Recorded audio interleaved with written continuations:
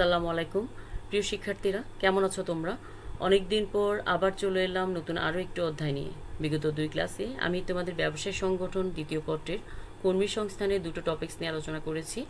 আশা করি যাদের সমস্যা ছিল তারা পুরোপুরি না পারলেও মোটামুটি সমাধান করতে পেরেছো। আজ আমরা ব্যবসায় সংগঠন প্রথম পত্রের অধ্যায় 10 ব্যবসায় উদ্যোগ নিয়ে আলোচনা করব। প্রথমে আমরা উদ্যোগ কি জানি। কোনো নতুন চিন্তা মাথায় রেখে যখন কোনো ব্যক্তি বা ব্যক্তিবর্গ তা বাস্তবায়নের চেষ্টা চালান তাকে উদ্যোগ বলে। উদ্যোগের সাথে নতুন চিন্তা, নতুন কিছু করার বিষয় জড়িত থাকে যা প্রয়োজন অথচ নেই। নতুন করে শুরু করলে তা ব্যক্তি, পরিবার, দেশ ও দশের জন্য, ব্যবসার জন্য অথবা এমন কোনো ক্ষেত্রের জন্য মঙ্গলকর হবে এমন কিছু করার চেষ্টা বা প্রচেষ্টাকে উদ্যোগ বলে বিবেচনা করা হয়। উদ্যোগের সাথে ইতিবাচক বা পজিটিভ কিছু বিষয় জড়িত থাকে। একটা উদাহরণের মাধ্যমে যদি আমরা জেনে নিই, যেমন চৌধুরী বাড়ির লোকেরা গ্রামে একটি স্কুল করেছে, তাই তালুকদার বাড়ির লোকেরা প্রয়োজন ছাড়াই গ্রামে আরও একটি স্কুল করার চেষ্টা করছে। এটা কখনোই উদ্যোগ নয়, বরং উদ্যোগকে বাধা দেওয়ার অপচেষ্টা মাত্র। এবার আমরা চলে যাই উদ্যোক্তা কে। উদ্যোক্তা বলতে নতুন কোনো বিষয়ে যিনি বা যারা কোনো প্রয়াস নিয়ে এগিয়ে যান তাকে উদ্যোক্তা হিসাবে বিবেচনা করা হয়। একটা স্কুল প্রতিষ্ঠা, স্কুল বা কলেজের শিফট চালু, এলাকায় স্কুলে টুর্নামেন্ট আয়োজন, মহল্লায় বিউটি পার্লারের দোকান খোলা সবই উদ্যোক্তাদের উদাহরণ। উদ্যোক্তা একজন সাধারণ ব্যবসায়ী নন, পেশাদার ব্যবস্থাপকও নন, বরং তার চেয়ে বেশি কিছু। কারণ তারা ঝুঁকি, অনিশ্চয়তা নিয়ে কাজ করতে আনন্দবোধ করেন। অন্যের অধীনে থেকে চাকরি করার চেয়ে অধিক কর্মসংস্থানের সুযোগ তৈরি করতে ভালোবাসেন। তারা স্বপ্ন দেখেন এবং দেখান। এমন উদ্যোক্তা শ্রেণীর যে কোনো দেশের জন্য গর্ব। উদাহরণস্বরূপ যদি আমরা দেখি, ভারতের টাটা কোম্পানির প্রতিষ্ঠাতা জামশেদ টাটা, ওয়ালমার্টের প্রতিষ্ঠাতা স্যামসন ওয়ালটন সেরা উদ্যোক্তা। বাংলাদেশের জহিরুল ইসলাম, আকিজ মিয়া, স্যামসন, এই চৌধুরীর মতো উদ্যোক্তাদের কথা যদি আমরা বলি, এরাও আমাদের দেশের গর্বের ধন। এবার চলে যাই ব্যবসা উদ্যোগ কি। উদ্যোগের যে অংশ ব্যবসার সাথে জড়িত তাকে ব্যবসায় উদ্যোগ বলে। এটা এক কথায় বলা হয়। এবার আমরা সংজ্ঞাতে চলে যাই। মুনাফা অর্জনের উদ্দেশ্যে ঝুঁকি ও অনিশ্চয়তা মেনে নিয়ে নতুন কোনো ব্যবসায় শুরু করার উদ্যোগকে ব্যবসা উদ্যোগ বলে। উদ্যোগের বিষয়বস্তু অনেক ব্যাপক। রাজনৈতিক, সামাজিক, অর্থনৈতিক, আন্তর্জাতিক যে কোনো বিষয়ে উদ্যোগ গৃহীত হতে পারে। কিন্তু ব্যবসা উদ্যোগের বিষয়বস্তু নতুন ব্যবসার সাথে সম্পর্কিত, আবার নতুন পণ্য বা সেবার সাথে সম্পৃক্ত ব্যবসায় হতে পারে। বাজারে নতুন প্রক্রিয়া বা পদ্ধতির মাধ্যমে যে কোনো নতুন চিন্তাযুক্ত বিষয়ে ব্যবসায় উদ্যোগের অন্তর্ভুক্ত। এবার আমরা চলে যাই ব্যবসা উদ্যোগ নিয়ে যে কার্যাবলীগুলো করা হয়।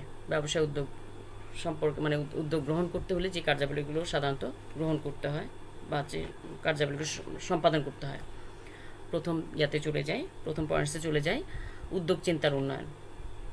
ব্যবসায় উদ্যোগ যেহেতু সৃজনশীল চিন্তার সাথে সম্পর্কযুক্ত, সেহেতু অন্য ব্যবসায়ী কোন ব্যবসায় ভালো করছে সেটা দেখার চাইতে একজন ব্যবসায়ী নিজে কোন ব্যবসায় গড়ে তুললে ভালো করতে পারবে, নতুন কি করলে ব্যবসায় দ্রুত সাফল্য পাওয়া যাবে সেই বিষয় তার কাছে প্রাধান্য পায়। আর এইভাবে নানান চিন্তাকে বিচার বিবেচনা করে উদ্যোগ চিন্তার উন্নয়ন ঘটান। পরেরটায় চলে যায় সম্ভাব্যতা যাচাই ও সিদ্ধান্ত গ্রহণ। উদ্যোগ চিন্তাকে একটা প্রকল্প হিসাবে ধরে এর সুবিধা ও অসুবিধা এবং এতে সম্ভাব্য বিনিয়োগ, খরচ, আয় ও মুনাফা কী হতে পারে তা বিচার বিশ্লেষণ করা হয় এবং লাভজনকতা বিচার করে প্রকল্প চিন্তা গ্রহণযোগ্য হলে তা বাস্তবায়নের উদ্যোগ নেওয়া হয়। চলে যায় পরেরটায় অর্থসংস্থান। যে কোনো নতুন ব্যবসায় উদ্যোগে অর্থসংস্থানের বিষয়টি খুবই গুরুত্বপূর্ণ। একজন উদ্যোক্তা তার নতুন চিন্তার বিষয়ে উৎসাহী ও আশাবাদী থাকেন, কিন্তু বেশিরভাগ সময় তার অর্থসংস্থানের সীমাবদ্ধতা থাকে। এজন্য ব্যবসায় উদ্যোগ কখন কি পরিমাণ অর্থ লাগবে এবং কোন উৎস থেকে এই অর্থ সংগ্রহ করা যাবে তা সতর্কতার সাথে বিবেচনা করে অর্থ সংগ্রহ, বিনিয়োগ এবং নগদ প্রবাহ নিয়ন্ত্রণ করতে হয়। ঝুঁকি গ্রহণ। ব্যবসায় উদ্যোগের আরেকটি গুরুত্বপূর্ণ বিষয় হলো ঝুঁকি। যেহেতু ব্যবসায় উদ্যোগ নতুন পণ্য, সেবা, পদ্ধতি, বাজার ইত্যাদি সামনে নিয়ে আসা হয়, সেহেতু এই নতুন উদ্যোগ কতটুকু ফলদায়ক হবে এই ব্যাপারে স্বভাবতই উদ্যোগ উৎকণ্ঠা কাজ করে। কারণ নতুন উদ্যোগে ঝুঁকির পরিমাণ বেশি থাকে, এই জন্য উদ্যোক্তাকে ঝুঁকিকে পিছনে ফেলে সাফল্য অর্জনে প্রত্যয়ী হতে হয়। চলে যায় পরেরটাই, উপকরণাদি সংহতকরণ। ব্যবসা উদ্যোগকে সফল করতে অর্থ ছাড়াও বিভিন্ন উপকরণ যেমন শ্রম, যন্ত্রপাতি, কাঁচামাল এগুলোকে জোগাড় বা একত্রিত করার প্রয়োজন পড়ে। এক্ষেত্রে উদ্যোক্তাকে খুবই সতর্কতার সাথে কাজ করতে হয়, কারণ এক্ষেত্রে একবার ভুল হলে তার পক্ষে উদ্যোগ এগিয়ে নেওয়া কঠিন হয়ে পড়ে। বাজার সৃষ্টি। বাজার বলতে মূলত নির্দিষ্ট এলাকায় চাহিদা সৃষ্টির কাজকে বোঝায়। ব্যবসা উদ্যোগ যেহেতু নতুন পণ্য বা সেবা, সেহেতু গ্রাহকের আস্থা গড়ে তোলার জন্য উত্তম পণ্য ও সেবার পাশাপাশি ভালো আচরণ, ক্রেতার সুবিধামতো মূল্য ও শর্ত নির্ধারণ, প্রচার ও যোগাযোগ রক্ষা ইত্যাদি নানান কার্যক্রম গ্রহণের প্রয়োজন পড়ে। পরেরটায় চলে যায় সাফল্য ব্যর্থতা নির্ধারণ। সাফল্যে অভিভূত না হয়ে এই সাফল্যকে কিভাবে ধরে রেখে কিভাবে সামনে এগিয়ে নেওয়া যায়, উদ্যোক্তাকে তা নিয়ে ভাবতে হয়। কোনো সমস্যা সৃষ্টি যাতে না হয় সেদিকে সতর্ক দৃষ্টি রাখা এবং যদি কোনো ব্যর্থতা লক্ষ্য করা যায় তা সমস্যা মূল্যায়ন ও সমাধানে দ্রুত কার্যকর ব্যবস্থা গ্রহণ করাই হচ্ছে উদ্যোক্তার কাজ। আচ্ছা, এই হচ্ছে আমাদের মোটামুটি ব্যবসা উদ্যোগের কার্যাবলী। এবার আমরা আরেকটা টপিকস নিয়ে আলোচনা করব, একজন সফল উদ্যোক্তার গুণাবলী। যদিও আমরা জানি একজন সফল উদ্যোক্তা হচ্ছে একটা ব্যবসায়ের মূল চাবিকাঠি, একজন সফল উদ্যোক্তাই পারে একটা ব্যবসাকে সামনে এগিয়ে নিতে। তো সেই হিসাবে একজন উদ্যোক্তার কী জাতীয় গুণাবলীগুলো থাকলে আমরা তাকে ভালো উদ্যোক্তা বা সফল উদ্যোক্তা বলবো, সেটাই আমরা বলি। প্রথমে চলে যাই সৃজনশীল মানসিকতা। নতুন কিছু করার জন্য সৃজনশীল ও গঠনমূলক মনের অধিকারী হতে হবে। পাশাপাশি নতুন সৃষ্টি চিন্তাকে বাস্তবে রূপ দেওয়ার উপায় পদ্ধতি ও উদ্ভাবনী সামর্থ্য থাকতে হবে। পরেটা চলে যায় দূরদৃষ্টি বা প্রজ্ঞা। ভবিষ্যৎ সম্ভাবনা ও সমস্যা অনুমান করে সাফল্যের সম্ভাবনাকে সুদৃঢ় ও বাস্তবায়নের সব ক্ষেত্রে ভালো উদ্যোক্তার পরিচয় রাখতে হবে। সাহস ও বুদ্ধিমত্তা। ঝুঁকিপূর্ণ ও অনুমান নির্ভর অচেনা পথে জীবনকে বাজি রেখে একজন উদ্যোক্তা তার উদ্যোগ চিন্তা বাস্তবায়ন করেন এবং এই জন্য একজন উদ্যোক্তাকে যথেষ্ট বুদ্ধিমত্তা ও সাহসের অধিকারী হতে হয়। ঝুঁকি গ্রহণের মানসিকতা।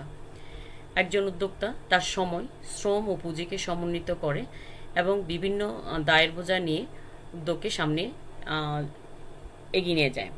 ঝুঁকি গ্রহণের মানসিকতা তাকে সাহস যোগায়। দ্রুত সিদ্ধান্ত গ্রহণ। উদ্যোগের শুরু থেকে বাস্তবায়নের বিভিন্ন পর্যায়ে হাজারো সিদ্ধান্ত গ্রহণের প্রয়োজন পড়ে। সিদ্ধান্ত গ্রহণের সামর্থ্য একজন উদ্যোক্তার বড় গুণ। যোগাযোগ দক্ষতা। সফলতা অর্জন করতে হলে একজন উদ্যোক্তাকে প্রতিনিয়ত হাজারো পক্ষের সাথে যোগাযোগ রক্ষা করতে হয়। স্যাটেলাইট প্রযুক্তির ব্যাপক উন্নয়নে যোগাযোগ দক্ষতা ছাড়া কারো পক্ষে সফলতা পাওয়া কখনোই সম্ভব নয়। সাংগঠনিক দক্ষতা ও জ্ঞান ও দক্ষতা। নতুন উদ্যোগ সফল করার জন্য একজন উদ্যোক্তাকে অত্যন্ত পরিকল্পিতভাবে মানবীয় ও বস্তুগত উপকরণাদি সংগ্রহ এবং সমন্বিত করতে হয়। বাস্তবায়নে বিপর্যয় বা ভুল যদি দেখা দেয় তাহলেই একজন সফল উদ্যোক্তার পক্ষে কখনোই সফলতা পাওয়া সম্ভব নয়। একজন সফল উদ্যোক্তার উপযুক্ত সাংগঠনিক জ্ঞান ও দক্ষতার অধিকারী হতে হয়। এছাড়াও যদি আমরা বলি, উপরের পয়েন্টসগুলো তো আমরা জানলাম, এছাড়া অনেক তাদের গুণাবলী থাকে। উপরের পয়েন্টসগুলো ছাড়াও তাদের আরও অনেক গুণাবলী আছে যেগুলো থাকলে একজন উদ্যোক্তাকে সফল উদ্যোক্তা বলা যায়। যেমন যে কোনো পরিস্থিতির সাথে মানানসই যে কোনো সিদ্ধান্ত গ্রহণ করা একজন সফল উদ্যোক্তার গুণাবলীর মধ্যেই পড়ে।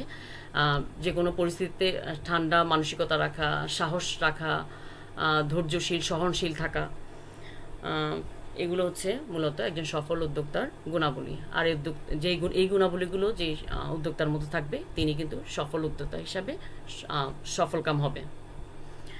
আচ্ছা, আজকে এইটুকুই থাকুক। আমরা আজকের মতো এখানে শেষ করি। সবাইকে অনেক ধন্যবাদ। আগামী ক্লাসে আবার দেখা হবে ইনশাআল্লাহ। আল্লাহ হাফেজ।